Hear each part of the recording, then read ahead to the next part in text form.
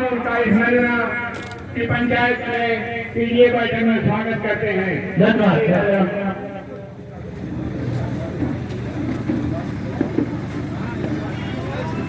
अब हमारे बीच में हमारे मुख्य अतिथि आ गए।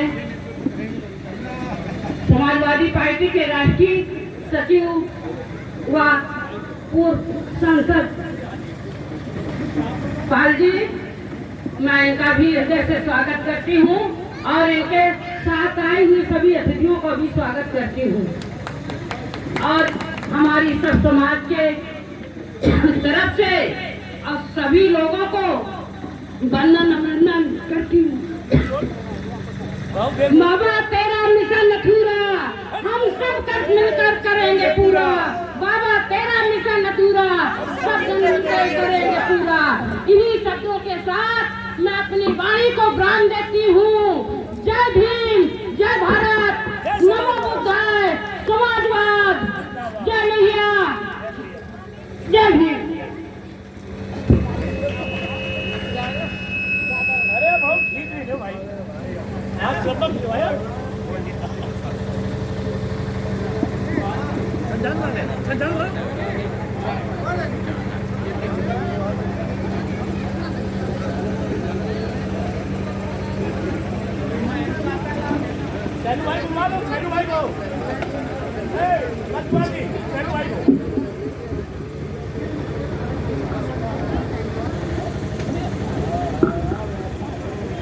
साथियों, बहुत बहुत धन्यवाद।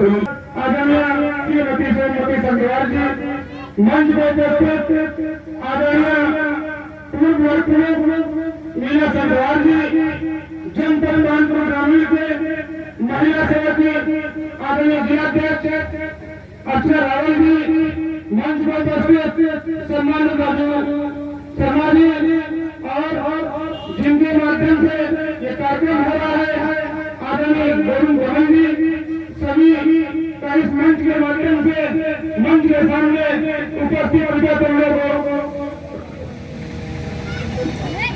आदरणीय क्षमा चाहता हूँ, मंच पर उपस्थित विजेता आदरणीय संतोष तिवारी जी, इस मंच के माध्यम से आप सभी को हार्दिक स्वागत और वंदन करते हुए आप सभी को धन्यवाद देता हूँ कि आप सभी लोग इस कार्यक्रम में उपस्थित होकर कार्यक्रम को सफल बनाया। मैं इसके लिए पुनः आपका आभारी हूँ। साथियों, आज हमारे देश में जो हालात है, भारतीय जनता पार्टी में हमें और आपको बांधने का काम किया है, हमारे और आपको बीच में नफरत बोलने का काम कर रही है। हमें और आपको समझने की जरूरत है कि ये देश बाबा साहब के बनाए हुए संविधान के चलेगा। हम और आप मिलकर संविधान के साथ छेड़छाड़ नहीं होने देंगे। संविधान के इस प्रकार से ये सरकार गला खोलने का काम कर रही है। निश्चित तौर पर हमें और आपको मिलकर इनके मंजूरों को नाकाम करना होगा। साथियों, अभी हाल में ही सुना होगा और देखा भी होगा, भारत के प्रधानमंत्री अमित शाह ने जिस तरीके से बाबा साहब को टिप्पणी की है, निश्चित तौर से हमारे आपके दिलों में बहुत ही हाथ पहुंचा है। इसके लिए मैं इसकी कठोर निंदा करता हूँ और अमित शाह को इसके टिकने में भी माननी पड़ेगी। हम समाजवादी लोग अगर समाजवादी है तो समाजवादी के साथ अम्बेडकरवादी भी है। सब तरह के संकट इनकी आवाज को दबाने का काम करेंगे साथियों, और ये बताना भी होगा कि ये देश बाबा साहब के अनुयायियों से, बाबा साहब के संविधान से चलेगा। निश्चित तौर पर अगर इसके लिए हमें आपको सबको करना पड़ेगा, जेलों की सलाखें बननी पड़ेगी। निश्चित तौर पर आज समय वो है कि भारतीय जनता पार्टी को इसका मुंह को जवाब देने की जरूरत है। 2027 के चुनाव में इसका जवाब जनता देने जा रही है। इन सभी के साथ अपनी बात को बयान करता हूँ। जय हिंद, जय भारत, जय समाज। इस कार्यक्रम में उपस्थित जिला पंचायत सदस्य आदरणीय सोमवती संगवार जी, मंच पर उपस्थित भाई अनिल सोनकर वासी जी, इस कार्यक्रम में उपस्थित भाई सैलू सोनकर जी, इस कार्यक्रम की आयोजक संयोजक पतारा से ब्लॉक प्रमुख रही आदरणीय मीना संखवार जी, आदरणीय राजू तिवारी जी, महिलाओं के नाम तो हैं, हमारे इस कार्यक्रम में उपस्थित सेलू सोनकर जी, मनोज यादव जी और इस ब्लॉक के सम्मानित अध्यक्ष भाई राजकुमार कुशवाहा जी कहाँ है, आदरणीय रेखा गौतम जी, मंजूरीना संखवार जी और इस कार्यक्रम में जिनके दरवाजे पर बार बार हमें आना पड़ता है, भाई गोविंद कमल जी, सम्मानित हमारे प्रधानगण, सम्मानित पिता के बुजुर्गों, नौजवान दोस्तों, राजू तिवारी जी, राजू हथेई कहाँ में सरमन, सभी सम्मानित हमारी समाजवादी पार्टी के कार्यकर्ता साजय संखवार जी, सम्मानित साथियों, मैं सबसे पहले मंच की ओर से सामने बहुत देर से बैठे सभी जांबाज साथियों का मैं समाजवादी पार्टी की तरफ से हार्दिक स्वागत करता हूं, वंदन करता हूं, अभिनंदन करता हूं। मैं उन तमाम जांबाज साथियों का आज स्वागत करता हूं जिन्होंने 2024 के चुनाव में बड़े पैमाने पर दिन रात मेहनत करके इस विधानसभा से बड़े पैमाने पर जीत, इस बात को आगे बढ़ाते हुए माननीय कांशीराम साहब ने 15 और 85 का बहुजन का नारा दिया। उस बात को आगे बढ़ाने के लिए समय की नजाकत को देखते हुए, संविधान को खतरे को देखते हुए इंडिया गठबंधन करके हमारी पार्टी के राष्ट्रीय अध्यक्ष माननीय अखिलेश यादव जी ने पीडीए का नारा दिया। पीडीए के बारे में तमाम लोग भ्रामक प्रचार करते हैं, पी से पिछड़ा, डी से दलित, आ से ए से आधी आबादी, तो किसी भी जात की महिला हो, आ से अल्पसंख्यक और अगली समाज के वो लोग जिन्हें संविधान में आस्था है, जिनको लोकतंत्र में विश्वास है, जो बाबा साहब अम्बेडकर के अपमान को बर्दाश्त नहीं कर सकते हैं, वो सारे लोग पीडीए के अंदर कताते हैं। मैं इतना ही कहना चाहता हूं, कल ही 26 जनवरी मनाई गई है।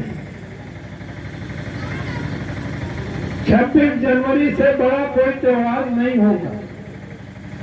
यहाँ 75-76 साल के अगर पुराने 100 साल के बुजुर्ग बैठे हैं, 75-76 साल पहले कोई गांव का प्रधान बनता था क्या? कोई महिला पंचायत सदस्य बन सकती थी क्या? 26 नवंबर 1949 को बाबा साहब अम्बेडकर ने भारत के प्रथम राष्ट्रपति डॉक्टर राजेंद्र प्रसाद को संविधान सौंपते समय एक तरफ खुशी जाहिर की थी, दूसरी तरफ शंका भी जाहिर की। बाबा साहब का रसोइया कहता था कि पूरी जिंदगी हमने बाबा साहब को इतना प्रसन्न नहीं देखा जिस दिन बाबा साहब अम्बेडकर ने भारत में पैदा होने वाले किसी भी जात धर्म के आदमी को एक वोट का समान अधिकार देकर प्रधान से लेकर प्रधानमंत्री बनाने और बनने का अधिकार दिया इतना बड़ा धरती पर कोई दूसरा अधिकार देने वाला आदमी नहीं।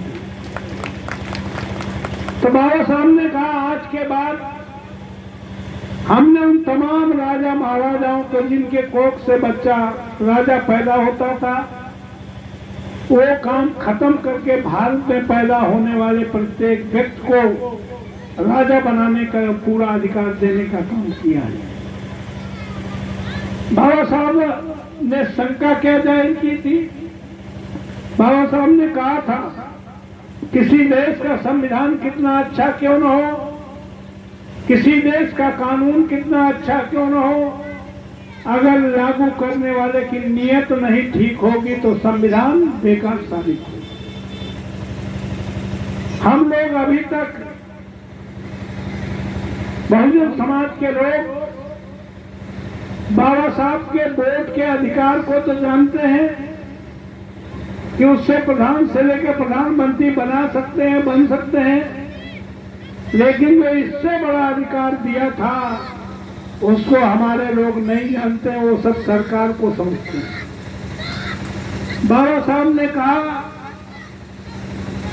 आज के बाद भारत के लोकतंत्र में 26 नवंबर 1950 के बाद बाबा साहब ने कहा था कि आज के बाद भारत में पैदा होने वाले किसी भी जात धर्म के आदमी को हमने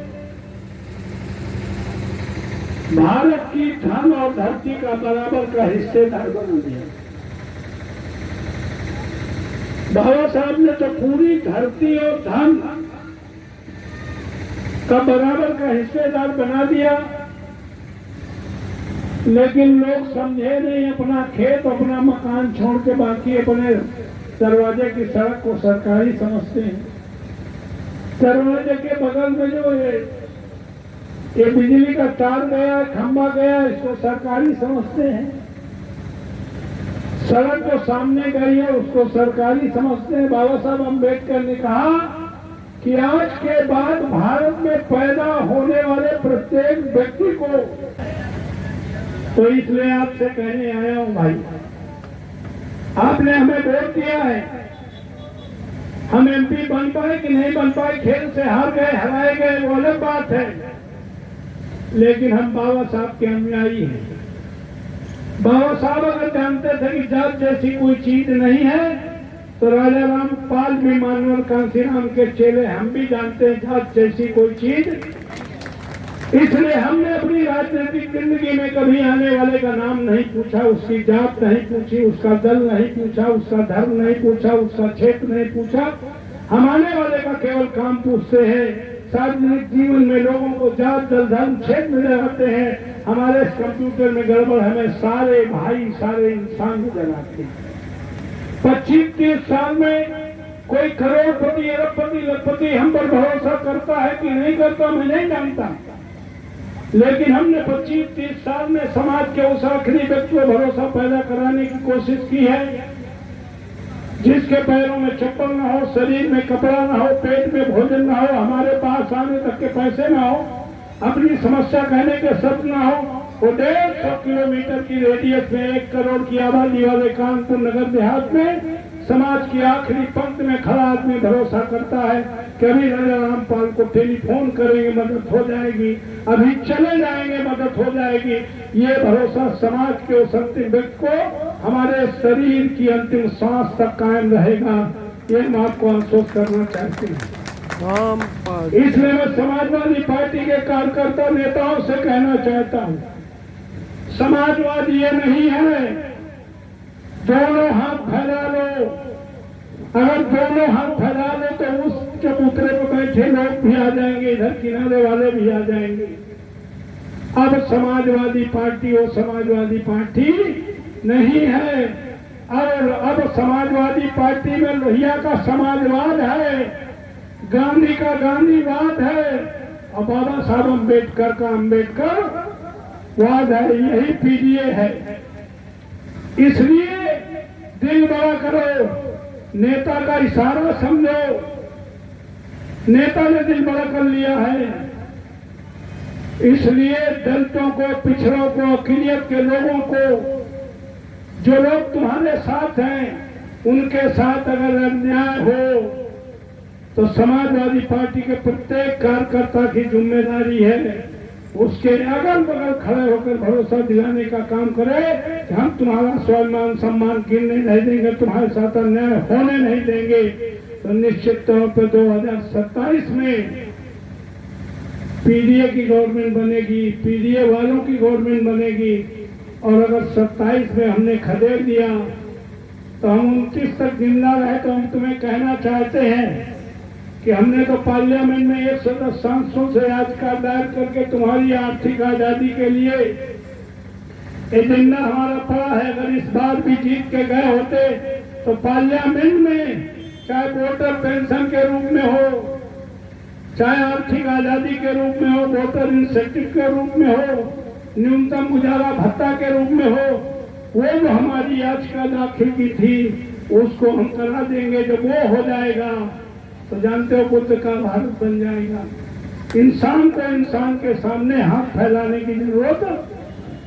पति को पत्नी के सामने, पत्नी को पति के सामने, भाई को भाई के सामने, बाप को बेटे के सामने हाथ फैलाने की जरूरत न पड़े। इतना बड़ा संविधान में अधिकार है। जग जाओ, उठो, एक हो जाओ और आने वाले समय में एकजुट होकर सांप्रदायिक ताकतों को खदेड़ने का संकल्प लेके यहाँ से जाओगे।